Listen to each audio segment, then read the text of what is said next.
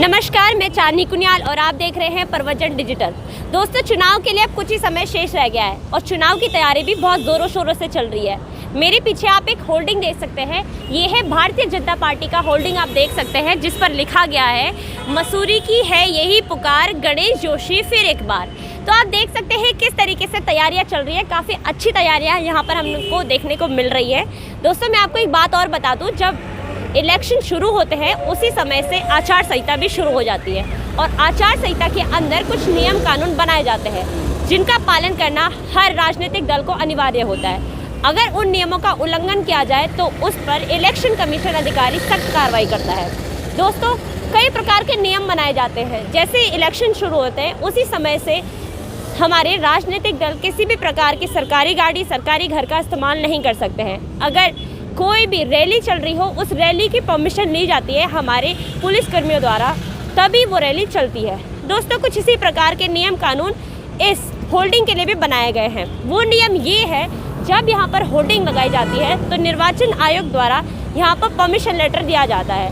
जब वो permission letter मिलता है वो इस होल्डिंग पर लगाया जाता है, तभी वो होल्डिंग यहाँ पर लगता है। मगर आप देख सकते हैं ये भारतीय जनता पार्टी का यहाँ पर हमें होल्डिंग देखने को मिल रहा है। इस होल्डिंग को हमने एक किनारे से दूसरे किनारे तक पूरा देखा, खंगाला, मगर हमें कहीं पर भी यहाँ पर परमिशन लेटर नज़र नहीं आ रहा है। मगर अभी मैंने आपको बताया, आचार संहिता के अंदर जो नियम बनाए जाते हैं उनमें साफ साफ लिखा जाता है कि जो भी नियमों का उल्लंघन करेगा उनको इलेक्शन कमीशन उनके ऊपर सख्त कार्रवाई करेगा। तो जो नियम उसके अंदर बनाया गया है परमिशन लेटर का, तो वो यहाँ पर क्यों नहीं लगाया गया है? भारतीय जनता पार्टी, जो अपने आप को दुनिया की सबसे बड़ी पार्टी मानती है, उस पार्टी के द्वारा ये काम यहाँ पर किया गया है। एक बार मैं आपको और बता दूँ कि जो यहाँ पर होर्डिंग लगाए जाते हैं वो नगर निगम के तहत और MDDA के तहत लगाए जाते हैं। मगर हमारे जो मेयर साहब हैं वो है सुनील उनियाल गामा जी, और वो भारतीय जनता पार्टी के मेंबर भी हैं। तो भाई साहब, हम क्यों होल्डिंग लगाएं? हम होल्डिंग पे परमिशन लेटर क्यों लगाएं? क्योंकि मेयर साहब तो हमारे साथ है, तो वो लोगों को लगता है कि परमिशन लेटर लगाना उनके लिए ज़रूरी नहीं है, क्योंकि जो आचार संहिता के अंदर जो नियम बनाए गए हैं वो उनके लिए कुछ और हैं और पार्टियों के लिए कुछ और है। क्या यही बर्ताव और पार्टियों का भी है? इसको देखने के लिए हमें जाना पड़ेगा उनके होल्डिंग के पास। क्या वो भी इसी तरीके के नियमों को तोड़ती है या फिर वो नियमों को पालन करना ज़्यादा ज़रूरी समझती है? आप देख सकते हैं यहाँ पर आम आदमी पार्टी का होल्डिंग लगाया गया है। इस होल्डिंग में हमें कहीं पर परमिशन लेटर तो नहीं दिख रहा है, मगर यहाँ पर ऐसा प्रतीत होता है कि परमिशन लेटर यहाँ से फाड़ा गया है। शायद ये लोग परमिशन लेटर को लगाना ज़रूरी समझते हैं या नहीं, ये तो हम कुछ कह नहीं सकते, क्योंकि यहाँ पर जो है वो परमिशन लेटर शायद फाड़ा गया है। तो कहीं ना कहीं यहाँ पर परमिशन लेटर था, मतलब इनके लिए अलग कानून है और भारतीय जनता पार्टी के लिए कुछ और कानून है। अब देखना ये होगा कि कांग्रेस पार्टी जो है वो भारतीय जनता पार्टी वाला नियम फॉलो कर रही है या फिर जो आम आदमी पार्टी के लिए जो कानून बनाया गया है वो वाला फॉलो कर रही है। अब देखना ये होगा। कांग्रेस पार्टी का ये जो होल्डिंग यहाँ पर लगाया गया है, आप इसमें देख सकते हैं कि यहाँ पर परमिशन लेटर है। इसका मतलब ये है कि आम आदमी पार्टी और कांग्रेस पार्टी के लिए एक जैसा नियम है, मगर भारतीय जनता पार्टी के लिए कुछ और नियम है।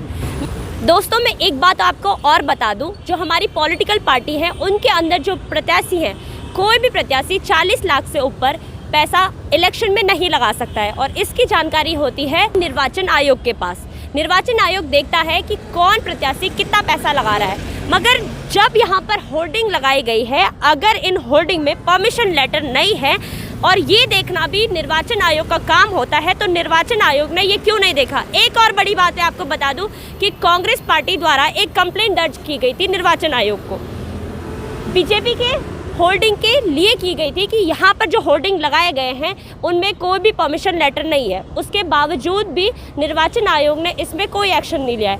क्यों निर्वाचन आयोग सो रही है? बड़ा सवाल है निर्वाचन आयोग के लिए, हमारे सुनील उनियाल गामा जी के लिए और हमारे नगर निगम के लिए, कि वो इस प्रकार की लापरवाही क्यों यहाँ पर जता रही है। अगर नियम कानून बने हैं, सबके लिए एक जैसे बने हैं, तो भारतीय जनता पार्टी, जो अपने आप को बहुत बड़ी पार्टी मानती है, दुनिया की सबसे बड़ी पार्टी कहलाती है अपने आप को भारतीय जनता पार्टी, तो वो इस प्रकार के बर्ताव क्यों कर रही है? क्या उनके लिए ये नियम ज़रूरी नहीं है?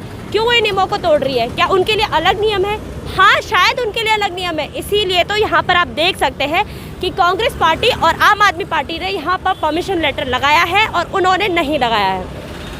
दोस्तों, वैसे कोई बहुत बड़ी बात तो हम कह नहीं सकते इसको, क्योंकि हमारी जो पूर्व सरकार है, यहाँ पर पूर्व सरकार थी भाजपा की, तो भाजपा ने कई बार सीएम बदले हैं और आप देख सकते हैं नियमों का उल्लंघन हो रहा है। इलेक्शन का टाइम है और इलेक्शन के टाइम पे भी उनके नियम तोड़े जा रहे हैं, तो कोई बहुत बड़ी बात नहीं है। अभी मैं राजपुर रोड पे, जब राजपुर रोड जहाँ से शुरू होता है वहाँ से लेकर यहाँ तक पूरे राजपुर रोड में सबसे ज़्यादा होर्डिंग जो है वो भाजपा के हैं, और भाजपा के सबसे ज़्यादा होर्डिंग होने के बावजूद भी उसमें परमिशन लेटर नहीं है।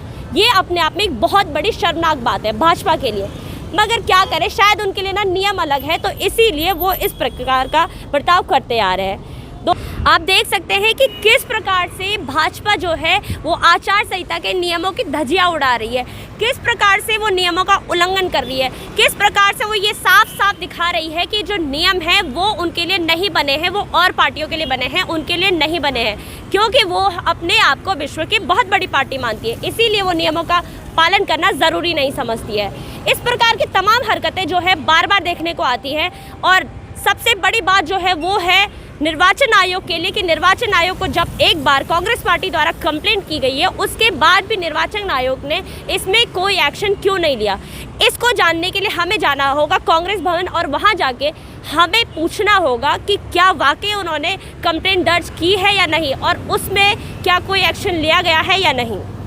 दोस्तों, इस वक्त मैं कांग्रेस भवन में मौजूद हूं और हमारे साथ सुजाता पॉल जी मौजूद हैं, और मैं उनसे जानना चाहती हूं जो मैंने अभी आपको बताया होल्डिंग के बारे में, जो यहां पर भारतीय जनता पार्टी द्वारा जो होल्डिंग लगाया है जिनमें परमिशन लेटर नहीं है, और यहां पर कांग्रेस पार्टी द्वारा उस पर कंप्लेंट दर्ज की गई थी, उस कंप्लेंट के बावजूद भी उस पर कोई एक्शन नहीं लिया गया है। तो मैम, उस पर आपका क्या कुछ कहना है? देखिए, सच्ची बात ये है कि भारतीय जनता पार्टी की जो सरकार आज है वो कभी भी सरकार में रहने के लायक नहीं थी, और आज जनता इसीलिए त्राहिमाम करे।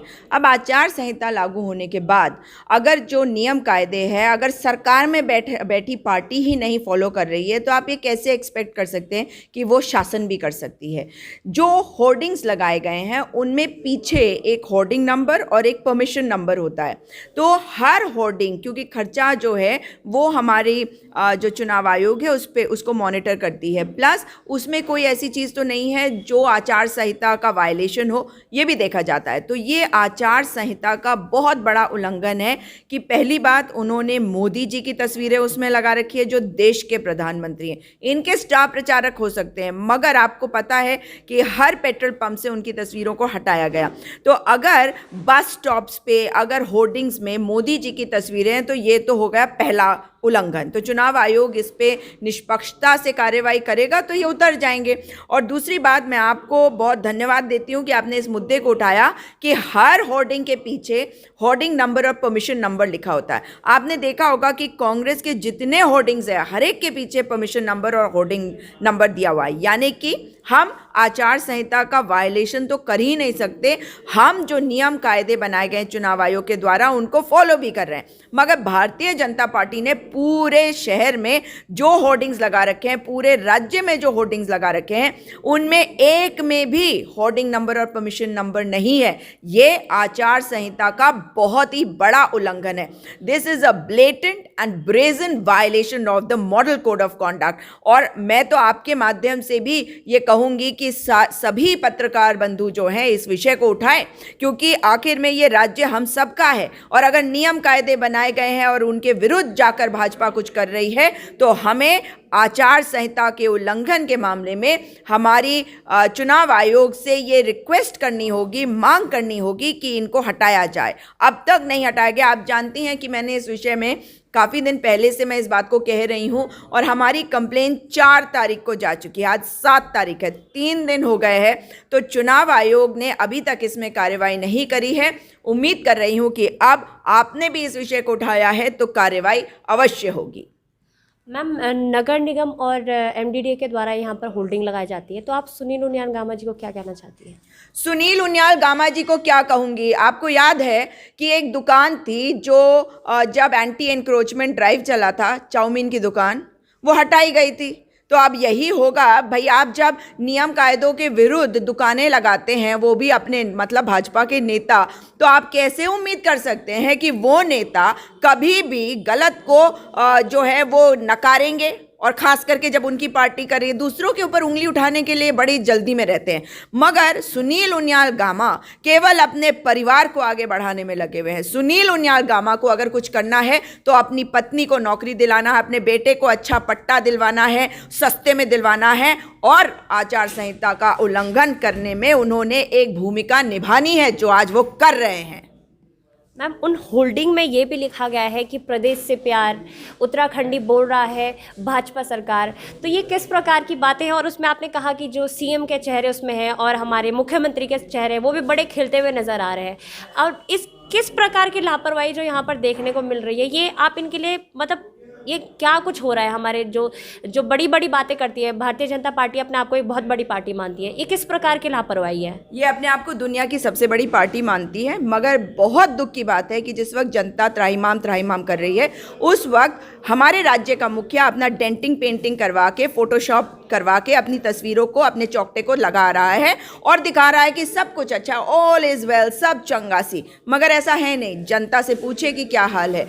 प्रधानमंत्री का चेहरा उन होर्डिंग्स में कैसे है? ये आचार संहिता का उल्लंघन है। इसलिए प्रधानमंत्री की तस्वीरों को त्वरित कार्यवाही करते हुए चुनाव आयोग को उन्हें हटाना चाहिए। आपकी कंप्लेंट दर्ज करने के बावजूद इसमें कोई एक्शन नहीं लिया गया है, ऐसा क्यों मैम? देखिए, हमने बहुत सी कंप्लेंट दर्ज करवाई है चीफ इलेक्टोरल ऑफिसर के समक्ष, मगर कार्रवाई कुछ में ये बताया गया कि शो कॉज नोटिस इशू हो गया, मगर उसके आगे कुछ नहीं हो रहा। और जनता की ये मांग है, ये जनता का विषय है कि इसमें कार्रवाई करी जाए। तो मैं उम्मीद ही कर सकती हूँ, देखिए, एक लॉ अबाइडिंग सिटीजन होने के नाते, एक ऐसी पार्टी को बिलोंग करने के नाते जो नियम कायदों में विश्वास करती है, यही उम्मीद कर सकते हैं कि भारतीय जनता पार्टी के रहते हुए भी चुनाव आयोग निष्पक्षता से कार्य करेगी। कंप्लेंट दर्ज करने के बाद भी, और इन होल्डिंग यानी कि एक होल्डिंग नहीं, दुनिया भर की तमाम भर की होल्डिंग जो लगाई गई है, उन पर एक पर भी परमिशन लेटर का ना लगना, यह अपने आप में बहुत बड़ी बात है। और जैसा कि मैंने आपको बताया कि पूर्व सरकार जो यहाँ पर भारतीय जनता पार्टी की थी, जो बड़ी बड़ी बातें करती है, बड़े बड़े वादे करती है, उनका ये काम है, उनकी लापरवाही, ये किस प्रकार की लापरवाही है और ये बार बार देखने को मिल रही है। तब तक के लिए आप बने रहिए और देखते रहिए हमारे साथ प्रवचन डिजिटल।